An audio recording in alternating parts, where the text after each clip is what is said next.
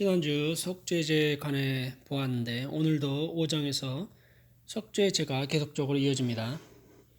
속죄제의 의미는 허물과 죄를 용서받기 위함의 속성이 있고 원래의 의미는 죄를 씻어주다, 정화하다라는 의미로 정화제라고도 한다고 지난 시간에 얘기를 했습니다. 4장은 제사장부터 평민에 이르기까지 직급별로 드리는 제사를 얘기하고 있었고요.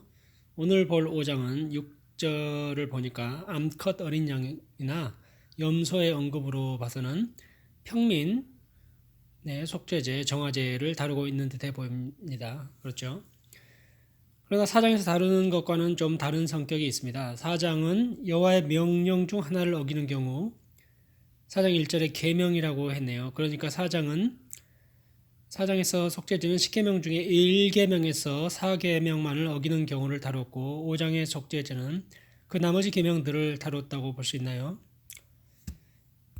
이제 이렇게 율법을 많이 보다 보면은 너무 뭐가 많고 복잡하다. 무슨 해라 하지 말라가 이렇게도 많냐. 교회가 기독교가 나의 자유를 올가매네. 난 자유롭고 싶은데 좀 편하고 싶다. 이런 생각도 들 수 있겠죠. 절이 낫겠다. 모르긴 몰라도 절에도요 8만 대장경 어마어마한 게 있죠. 뭐죠? 아무튼 거기도 공부를 합니다. 무교? 아무 생각 없이 세상 법을 따지지 않고 그냥 조용히 살고 싶다. 뭐 이런 것도 무교로 갈까요? 그런데 세상 법은 더 복잡해요 합니다. 법대는 안 가봤지만 생활과 법률이라는 법학과 교양 과목을 듣다가 D 맞은 적이 있거든요. 쉽지 않더라고요. 누가 글을 올리기를 성경에 기독교인이 되면 삶이 쉽다는 구절 찾아봐라 했는데 뭐 식은죽 먹기는 아니지만 예수님은 더 가볍다라고 하셨죠. 더 가볍지 않으세요? 대한민국의 헌법도 제가 한국에 지금 있으니까 국민의 자유를 보장하기 위한 국민의 법이고요. 교통신호도 운전자의 원활한 소통을 위한 법이죠. 이 모두가 하나님과의 소통을 위한 법인 것입니다.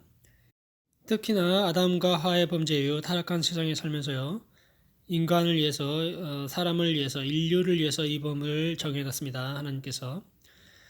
과거 구약에 해당하는 법들인데 나중에 이제 계속 나오니까 왜 하지 말라 하라고 했는지 살펴보는 시간이 되었으면 하는데 다 알 수 없는 부분도 있겠지만 우리가 현대 와서도 의학이나 과학적 이유로다가 납득이 가는 부분도 있습니다.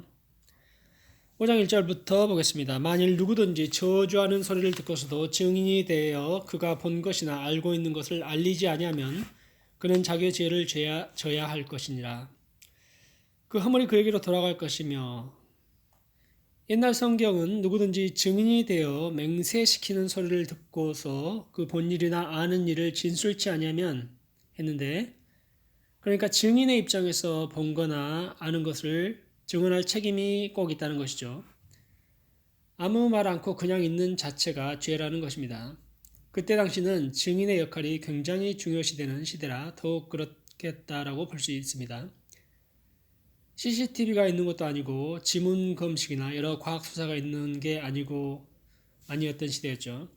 그래서 이 진술을 제대로 본 사람이 하지 않으면 공정한 재판이 이루어지지 않으니까 가만히 있는 자체가 범죄가 된다는 것입니다.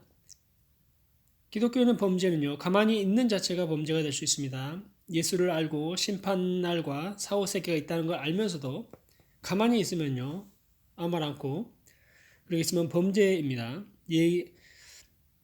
얘기를 하지 않는 범죄죠. 사무엘은 기도하지 않는 것까지 죄라고 하지 않았습니까? 상황들을 다 아는데 이제 기도부터 절실한 상황이면 행동으로 옮겨야 하겠지요.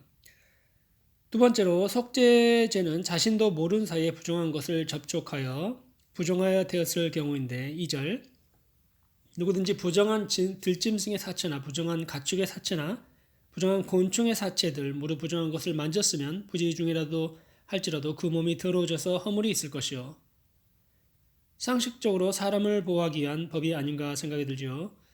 전에 제가 고슴도치 죽은 것을 땅에 안 파묻고 길에 놔두었더니 냄새가 이루 말할 수 없게 나는데 만진다는 자체가 세균에 감염이 되지 않겠어요?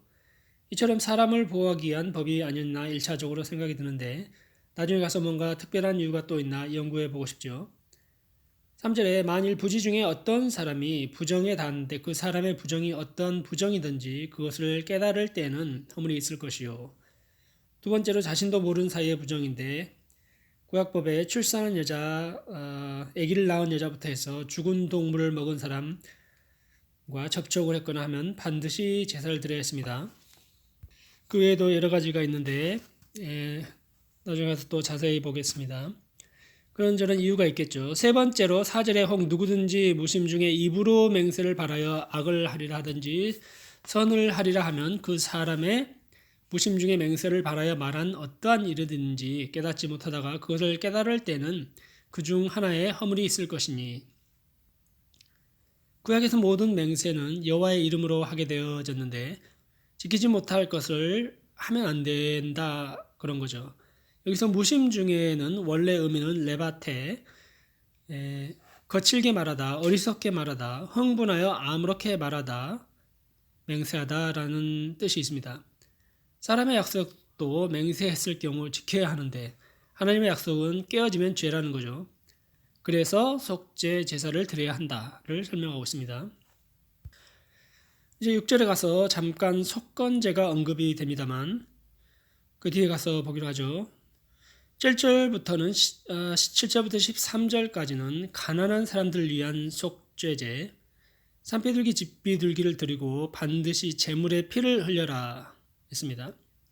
히브리서 9장 22절에 말씀합니다. 피 흘림이 없이는 죄사함이 없으니 그 비둘기 살 형편도 안 되면 고운 가루 10분의 1 에바를 드려라. 그러니까 1에바는 22리터입니다. 22리터의 10분의 1은 2.2리터 얼마 안 됩니다. 그거라도 드려라. 그거를 드려라 했습니다. 그리고 다른 사람이 화제를 드릴 때 같이 드려라. 이래서 그 누구도 핑계할 수 없고 마땅히 죄 문제는 해결을 받아야 한다라고 말씀합니다. 율법에서 이렇게 잘 정리를 해놓았습니다. 지금에 와서도 이 제사가 필요한데 우리는 구약의 법을 따르지 않고 예수 이름 예수 피를 힘입어 제사를 드리게 됩니다. 십자가의 보혈의 공로를 의지하여 날마다 죄를 씻어 정결하게 되어서 주의 얼굴 배웠고 영광의 잔치에 날마다 참여하는 그 기쁨을 누려야 할 것입니다. 여기에 바로 놀라운 비밀이 있고 바로 이 타락한 세상에서 에덴 동산의 회복으로 가는 길이기 때문입니다. 우리가 기도할 적에 알고 지은 죄 모르고 지은 죄 다 용서해 주시라고 뭉뚱그려 기도하기도 하지만 생각이 나진다면 죄에 관하여 양심에 주의 음성에 귀 기울이고 그 죄를 낱낱이 회개하면서 깨끗함을 얻고 하나님과도 화목하고 또 그 죄가 내 옆에 사람을 힘들게 했다면 이웃과도 화목하고 해야겠지요. 고의적으로 범죄하지 않는 죄를 속하는 속죄죄에 관해 생각할 때 부지 중에 지은 우리 모든 죄가를 깨끗이 하여서 수준이 굉장히 높은 예수 찬양 가족들 모두 되기를 바라며 기도드리겠습니다. 예수님의 사역을 감사드립니다. 하나님이 세상을 이처럼 사랑하사 독생자를 주셨으니 그 이름을 믿는 자 멸망치 아니합니다. 그 주님의 사랑에 감사하여 지성소로 나아가 주의 얼굴 배웠고 해같이 빛나는 성도의 모습 되게 하옵소서. 예수님의 이름으로 기도드립니다. 아멘.